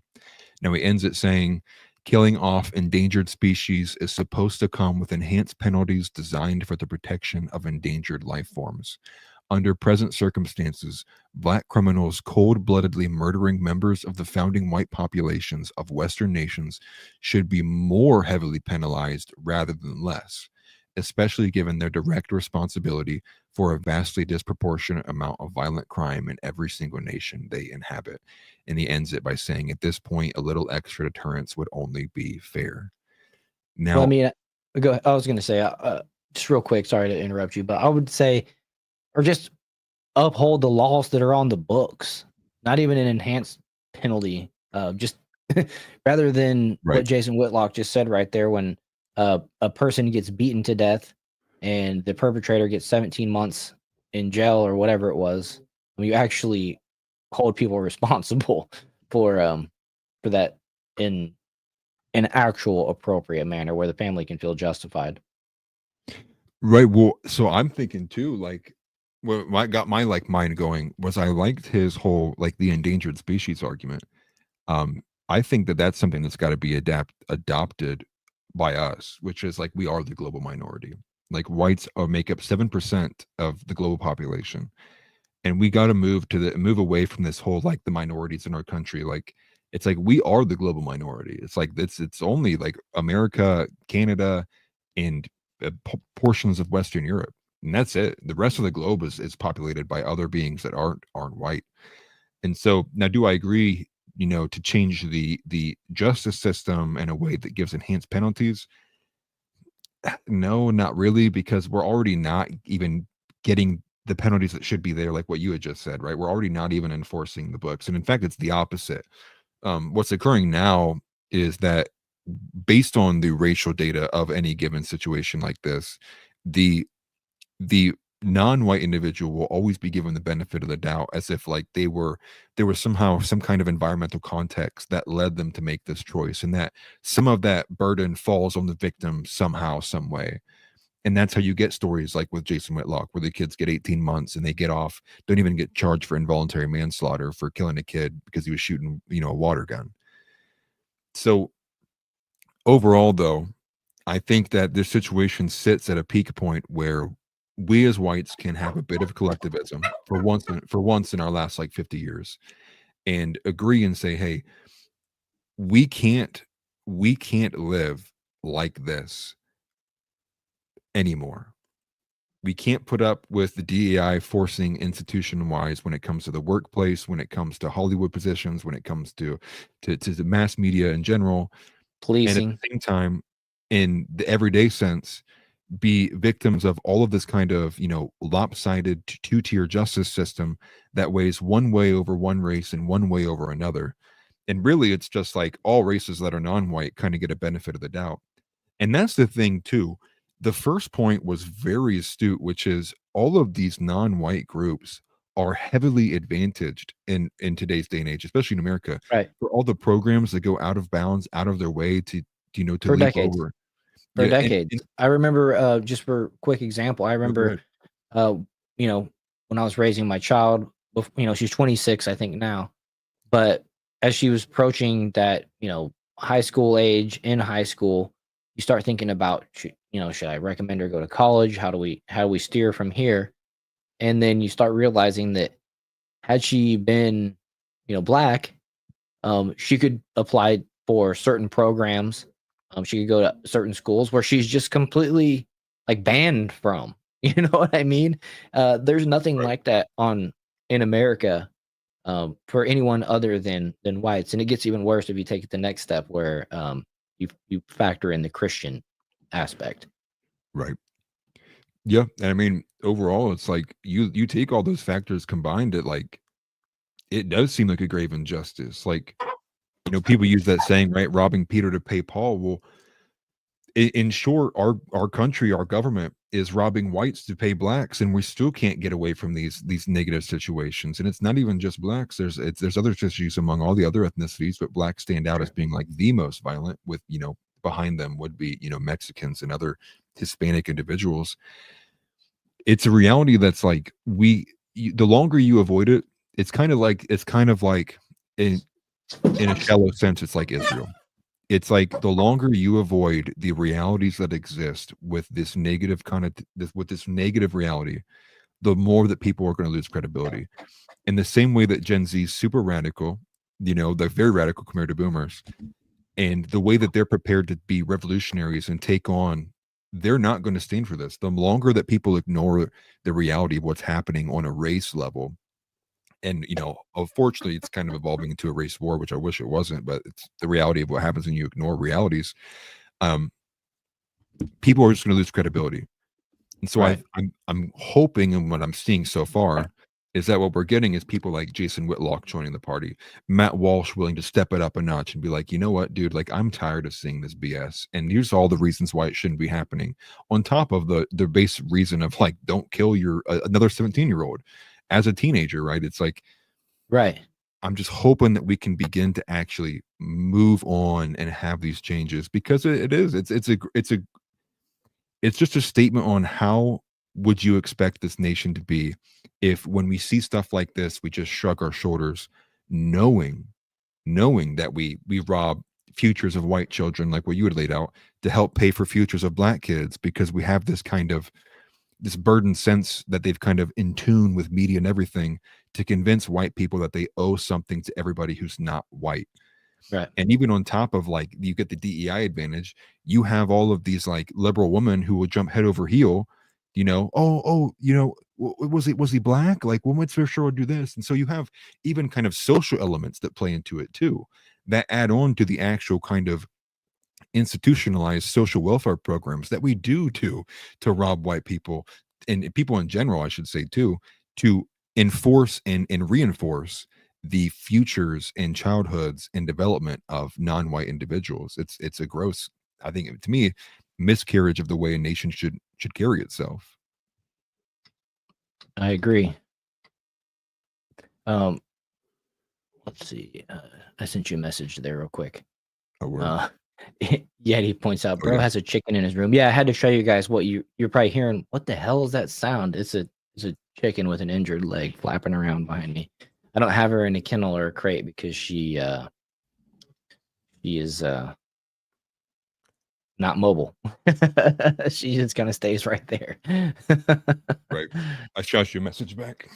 Oh, okay, cool. Okay. Oh yeah, thanks for the reminder. So yeah, with that, we are going to probably just go ahead and wrap it up there.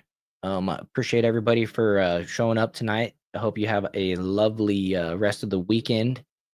And, is there any other way to eat a chicken? That's funny. I just want to remind everybody to hit the like button, subscribe to the channel. If you're watching on America First TV, please consider clicking the link in the description to the Jar Openers podcast channel. We're moving the show off of America First TV soon over to the Jar Openers podcast, so it can have its own channel, be its own entity and everything like that. So please do consider going over there, hitting the subscribe button, watching us over there as we're trying to get the Jar Openers podcast channel still monetized. It takes 4,000 watch hours and 1,000 subs, and we're roughly around 40 subs. I think we might have gained a couple tonight. So thank you for those that did hit the subscribe button. And, with that, I'll just say Christ is King, and we got to get out of here. So we'll see you guys on Monday. Have a good night, everybody.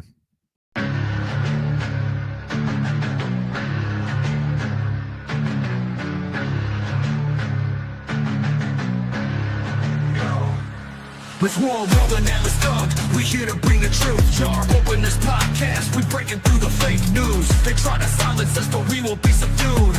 We're bearded alpha males here to save the youth. Spitting fire on the mic with the bass Christian takes. Exposing the lies, keeping the demons at bay. We ain't afraid to speak up. We won't be swayed. Jar open this podcast where the truth is laid. Jar openers, cracking open the lies. We're rolling Atlas thug. We're here to rise.